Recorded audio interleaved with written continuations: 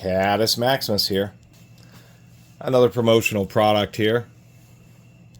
I periodically collect little piles of these things and then do a series of videos because, no, I'm not a shill, but it's always interesting to try out products I normally wouldn't spend the money on. But somebody offers it to me for free, and if it's something that interests me, I'll give it a shot. And that's because of viewers like you and subscribers.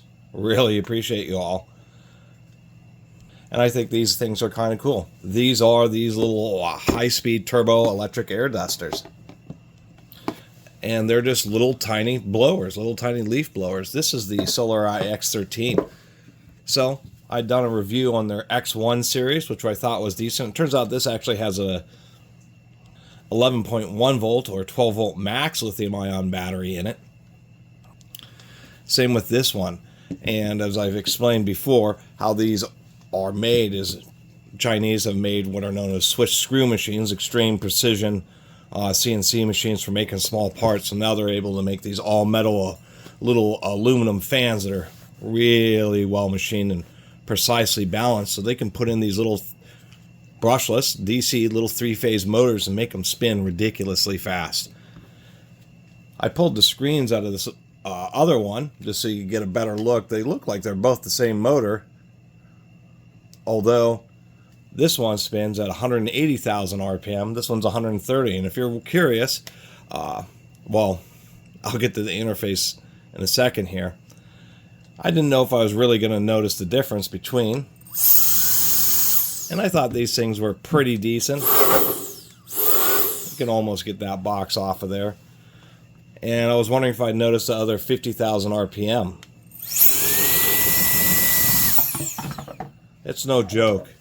And not from SolarEye, but I was looking around in Amazon. There's some of these that claim up to 300,000. So it's just crazy. This little fan is 180,000 RPM, but it spins so fast. It's just like a turbo, or more like a single section of a jet engine. They spin so incredibly fast that they can get compression, kind of like what turbochargers can through centrifugal forces. This can do it linearly just through raw speed and force. And it's actually really surprising.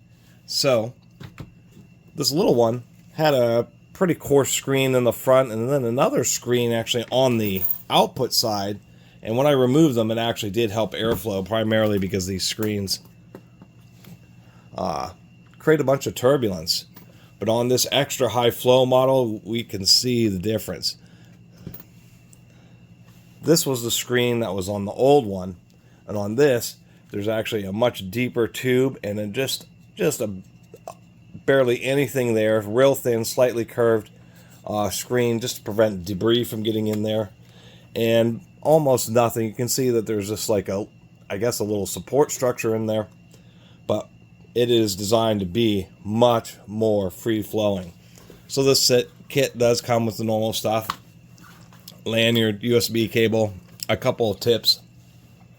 This really narrow tip is generally not recommended. When it comes to kind of high airflow little devices like this, or any kind of situation, there's a balance between narrowing the output to increase air velocity, but as soon as you get to a point to where there's more restriction than the amount of pressure that the fan can generate, then you start losing airflow. So I noticed when I use this little tip, it seems to be a little bit more concentrated, but it didn't seem like, it seemed like the same amount of, let me rephrase that. It didn't seem like there was any difference except for this just being a smaller hole. Using this tip seemed to move just as much air and have just as much, feels like just as much pressure, because this one is now starting to actually restrict the flow. I've also pointed out on these, you can feel the thrust. They actually move enough air. Oh, this one turns off real quickly.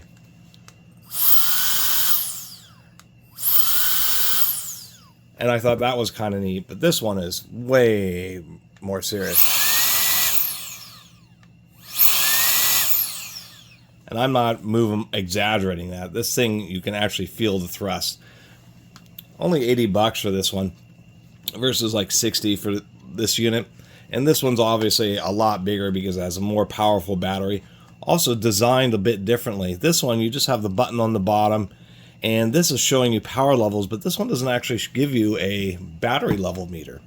This one's much better because the power button's right on the back, so nice and easy to access. We do have 3 power levels.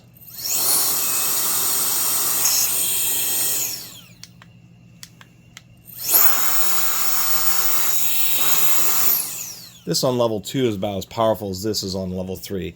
It will stay on level 1 and 2, but on level 3 it's only intermittent. It won't allow you to toggle it. It has an overheat protection, so I bet that the little motor in these, just even with all the airflow, still starts to overheat over long periods of time. But I like this one because we have lights with the power levels and then a separate set of lights specifically for the battery level. We can see some vents here, and there's actually holes up here, so some of the airflow is being either, actually, you can almost see some dust right there, so air is being sucked in a little bit through the bottom of this in order to help cool what I assume to be the little 3-phase controller. And it's just a little circuit board here. We have a big battery pack and like a little charging board on the bottom. This one, even though we have screws, actually we may be able to pop that off. It does have better build quality. Those are actual screws. Those are little 1.5 millimeter hex fasteners. So to get a look at the inside, since they're similar motors, it's easier on this one. What we'll see here is we actually have the turbine fan here, and then it goes through a little section which is an air straightener section. Helps force the flow from getting mixed up in the top of the fan blades. It gets sheared off along those air straighteners and adds to the efficiency. Let's get the rest of the stuff out of the box here.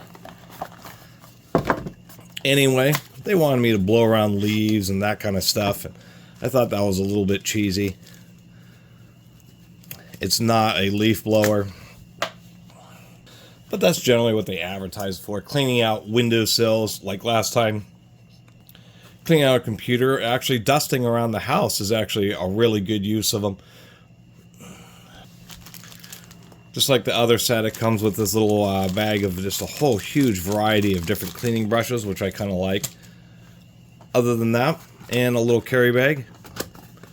Pretty decent little box in this, to tell you the truth. And they're handy just around the shop, cleaning up just dust and various particles from working on projects. Just things where you may not want to deal with an air hose and an air compressor. Obviously, one of those tight nozzle air cleaning tips and an air compressor with 100 psi or more is going to get a lot more blowing done. But these things are really handy, especially around the shop, a woodworking shop, because it makes it more handy to blow dust out of vents with things like jigsaws and sanders and that type of stuff. It actually makes a big difference on their lifespan. Helps prevent buildup of dust around bearings and allows the motors to stay cooler. And just like this jigsaw, I already used it on. It works pretty decently. It depends on how stuck the material is. But just like this jigsaw, you know, somebody uses it and then ends up letting it sit until cobwebs build up into it, and then they end up donating it to a place like Habitat for Humanity, and it kind of looks dusty and old, and they don't know what it is, and then inevitably you pick up a Bosch 1590 EVS for 12 bucks. Anyway, I digress. I think these things are pretty handy. It would be, you know, for so many years it would have been nice just to have a little handheld air duster that generally will replace a can of air. Not quite the same as a can of air because they have the tiny little straw and the tiny spaces. But overall, will save you money. You think, well, 80 bucks is a lot for one of these, but man, those cans of air are like $5 a piece now. They're getting expensive. The one thing to say about these is the run times really are based on medium and low. When you have these things on high,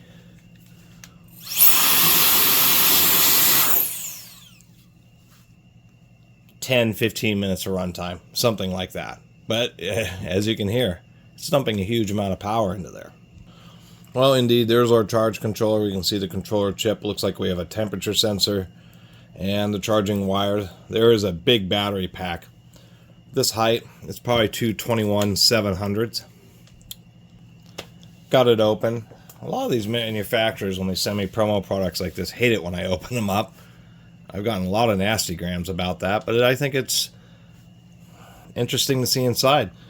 And my prediction was correct. It's using two 21-700s. These are only 3,000 milliamp hour. The quality are really more expensive. It's funny, the brand is Yay.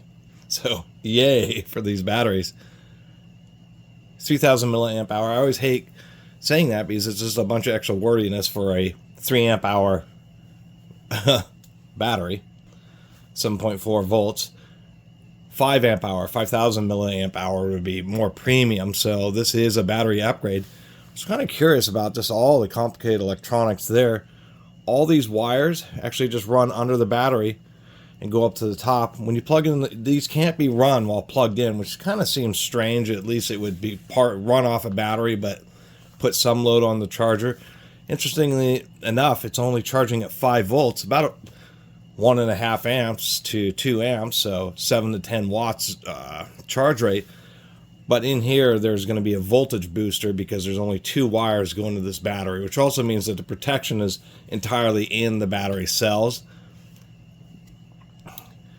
And oddly, they're not balance charging it, although with 2 cells, it's not the biggest deal. So it's interesting they have a charging board that goes to a control board that then is redirecting it back into the battery again.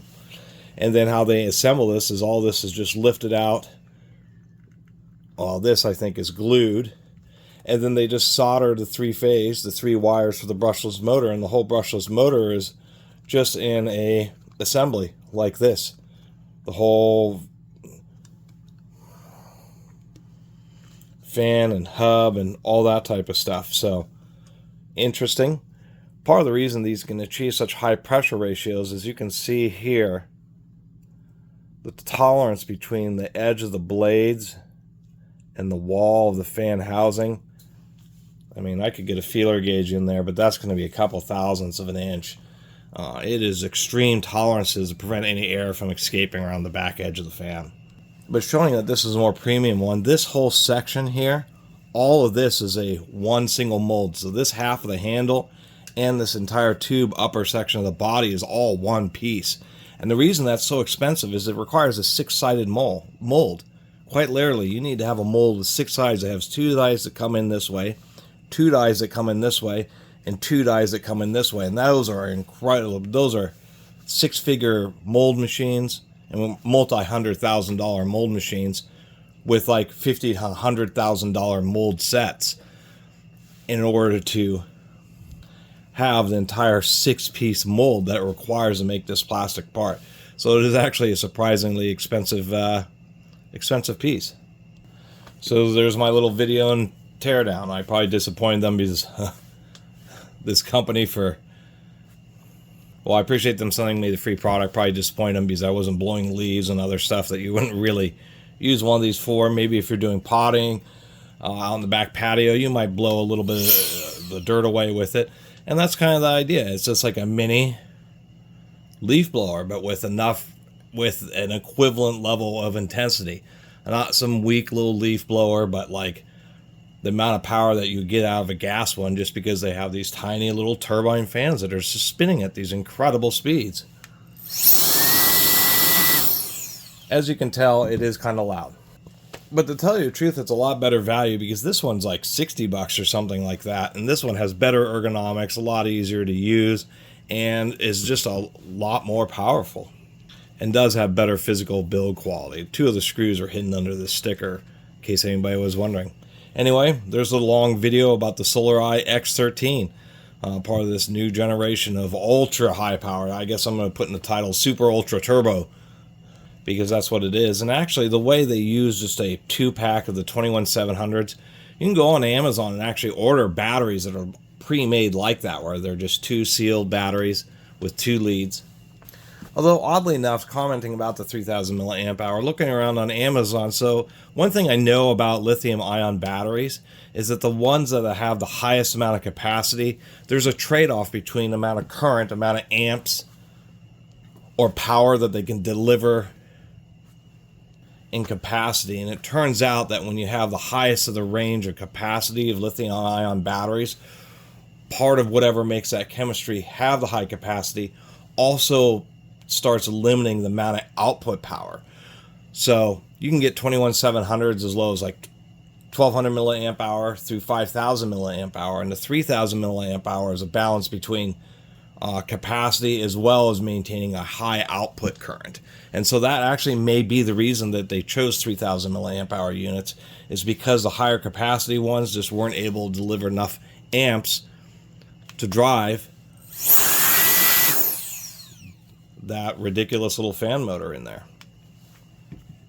Anyway, thanks for watching.